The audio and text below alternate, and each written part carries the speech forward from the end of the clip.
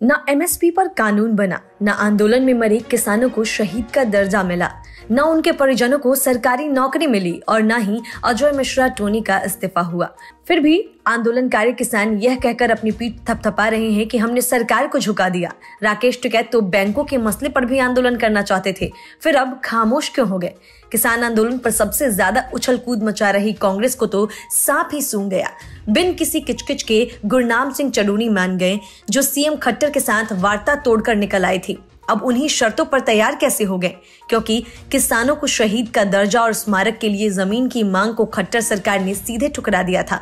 माना जा रहा है कि किसान आंदोलन को खत्म करना किसान नेताओं की मजबूरी बन गई थी, क्योंकि विदेशों से मिलने वाली फंडिंग करीब करीब बंद हो गई थी और संयुक्त किसान मोर्चा के पास इतनी जमा पूंजी नहीं बची कि वे आगे इसे जारी रख पाए।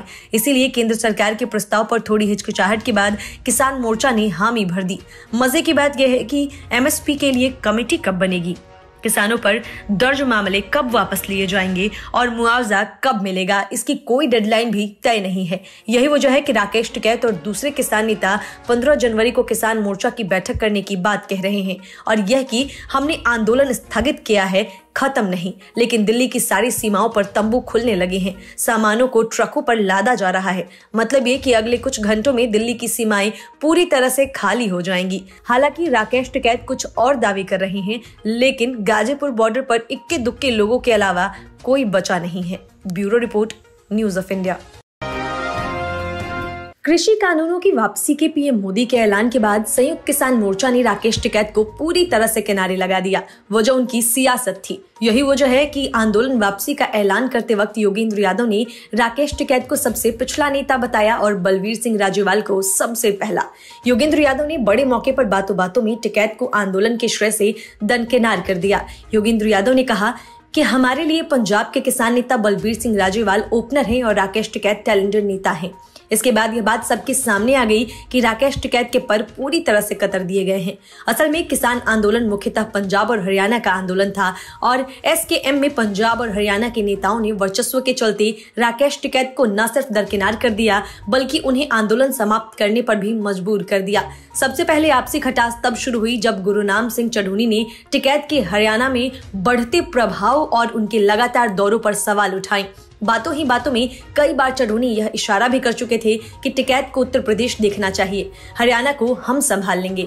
एक और घटना में हिसार के आईजी ने राकेश टिकैत और गुरनाम सिंह चढ़ूनी को बातों ही बातों में कह दिया कि उत्तर प्रदेश के सीएम और हरियाणा के सीएम एक ही दिन अपने अपने राज्यों में सरकारी दौरे पर आते हैं, लेकिन आप उत्तर प्रदेश के बजाय हरियाणा में आंदोलन को हिंसक बनाने से नहीं चूकते। इसके बाद चढ़ूनी का एक वीडियो सामने आया जिसमें वह यह कहते हुए सुनाई दिए कि जब आईजी ने यह बात कही तो उन्हें बहुत शर्म आई। इसके बाद टिकैत ने कहा कि चढ़ूनी ने जो बयान दिया है वह उनका निजी विचार हो सकता है। मैं खाट डालकर बैठ रहा हूं और गिरफ्तार लोगों को रिहा करा रहा हूं।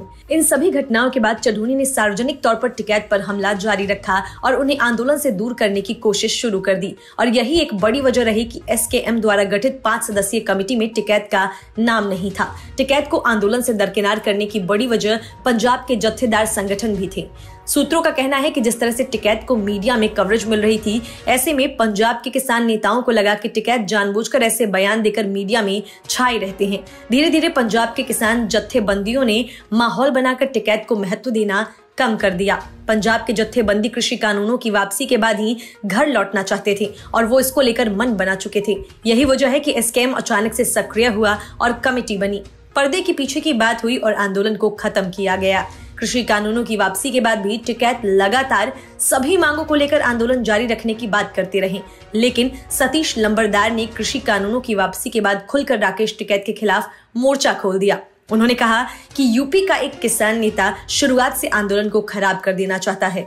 वो चाहता है कि आंदोलन और चले ताकि उसे यूपी में राजनीतिक लाभ हासिल हो जाए, जबकि बाकी किसान संगठन घर जाना चाहते हैं। 29 नवंबर को एसकेएम की बैठक में किसान नेता शिव कुमार कक्का, गुरपंत सिंह संधू और मंजीत राय आंदोलन खत्म करने की बात करते रहे, लेकिन टिकैत आंदोलन को जारी रखने का ऐलान कर रहे थे। उसी बैठक से पहले किसान नेताओं को सरकार का प्रस्ताव मिल गया था और वो आंदोलन खत्म करने का मन बना चुके थे। टिकैत ने आंदोलन में जब्त ट्रैक्टर, अजय मिश्रा टेनी की गिरफ्तारी जैसे मांगों को भी जोड़ दिया, लेकिन एसकेएम ने इन मांगों का जिक्र तक नहीं किया और बिना इनके ही सरकार का प्रस्ताव स्वीकार कर लिया। Bureau report, news of India. आंदोलन को पटरी से उतारने की राकेश टिकैत ने तमाम कोशिशें की, लेकिन इसमें उन्हें कुछ खास कामयाबी नहीं मिल पाई। सियासी मंसूबा पाले राकेश टिकैत किसी भी सूरत में आंदोलन को खत्म करने के मूड में नहीं थे। इसके लिए उन्होंने आखिर तक प्रयास किया, लेकिन आंदोलन को खत्म करने के ऐलान के बाद अब संयुक्त किसान मोर्चा के नेताओं का गुस्सा राकेश टिकैत पर फूटा। इसी वजह से किसान मोर्चा ने साफ किया कि जो किसान नेता राजनीति में जाना चाहते हैं उन्हें इस संगठन को छोड़ देना चाहिए। ये कहना है एसकेएम की कोर कमेटी के सदस्य दर्शन पाल का। दर्शन पाल ने फिर कहा कि एसकेएम को गैर राजनीतिक ही रहना चाहिए। दर्शन पाल की इस टिप्पणी का इशारा राकेश टिकैत की तरफ था। इसके पीछे की वजह है कि राकेश टिकैत पर पहले भी किसानों के मुद्दे पर राजनीति करने के आरोप लगते रहे हैं। विरोधी उन पर यह भी आरोप लगाते रहे हैं कि वह किसान आंदोलन के जरिए अपनी राजनीतिक महत्वाकांक्षा पूरा करने की कोशिश कर रहे हैं। ऐसे में दर्शन पाल की टिप्पणी पर राकेश टिकैत की क्या प्रतिक्रिया होगी, ये तो आने वाले समय में ही सामने आएगा। पाल की टिप्पणी एसकेएम द्वारा केंद्र के 3 कृषि कानूनों के खिलाफ किसानों के साल भर से चल रहे आंदोलन को स्थगित करने के फैसले के बाद आई है। संगठन ने अगले साल 15 जनवरी को एक बैठक बुलाई, जिसमें देखा जाएगा कि क्या सरकार ने उनकी मांगों को पूरा किया या नहीं। पाल ने कहा कि 15 जनवरी की बैठक में ये भी चर्चा होगी कि एसकेएम को राष्ट्रीय स्तर के मोर्चा के रूप में कैसे पेश किया जाए। जो किसान नेता राजनीति में जाना चाहते हैं उन्हें एसकेएम छोड़ देना चाहिए। एसकेएम गैर राजनीतिक रहेगा।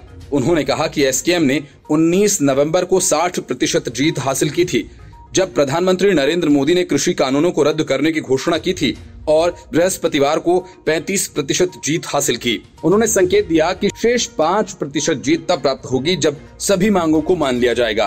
पाल ने यह भी कहा कि पंजाब में स्थिति बदलने के लिए किसानों को अब एक दबाव समूह बनाना चाहिए, न कि राजनीतिक दल। एसकेएम में 40 किसान संघ शामिल हैं। इसमें 3 कृषि कानूनों के खिलाफ आंदोलन की अगुवाई की। प्रियंका वाड्रा गोवा पहुंची तो थी खस्ता हाल कांग्रेस की हाल को सुधारने, लेकिन हुआ उसके उलट। गोवा में प्रियंका वाड्रा के पहुंचते ही कांग्रेस में भगदड़ मच गई। कांग्रेस से इस्तीफा देने वालों की लंबी लाइन लग गई। गोवा के पोरवोरिम विधानसभा क्षेत्र के कांग्रेस नेताओं के एक समूह ने इस्तीफा दे दिया। इस्तीफा देने वाले नेताओं का कहना है कि कांग्रेस आगामी विधानसभा चुनाव लड़ने के लिए गंभीर नहीं है। प्रियंका गांधी एक दिन के गोवा दौरे पर पहुंची हैं, जहां वो 2022 के विधानसभा चुनाव को लेकर पार्टी के पक्ष में माहौल बनाने का काम करेंगी।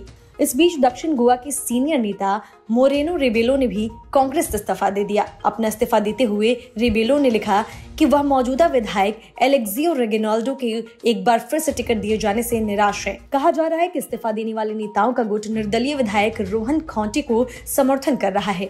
मोरेनो रेबेलो ने कहा कि वह पार्टी के खिलाफ काम करते रहे हैं और उसके बाद भी कॉन्टोरिम सीट से उन्हें टिकट दिए जाने से वह नाराज हैं। मौजूदा विधायक ने पिछले 4-5 साल में पार्टी के किसी आयोजन में हिस्सा नहीं लिया है और हमेशा पार्टी के नेताओं के खिलाफ बोलते रहे हैं। उन्होंने गोवा प्रदेश कांग्रेस कमेटी के अध्यक्ष गिरीश चोडनकर को लिखे खत में यह बात कही है। गोवा फॉरवर्ड पार्टी के साथ कांग्रेस का गठबंधन न हो पाने के बाद ये इस्तीफा हुए हैं।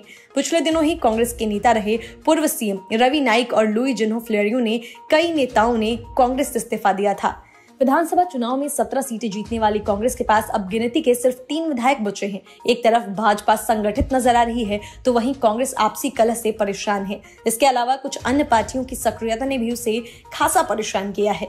खासकर टीएमसी जिस तरह से गोवा में ताल ठोक रही है, उससे कांग्रेस की चिंता बढ़ गई है। Bureau report, news of India.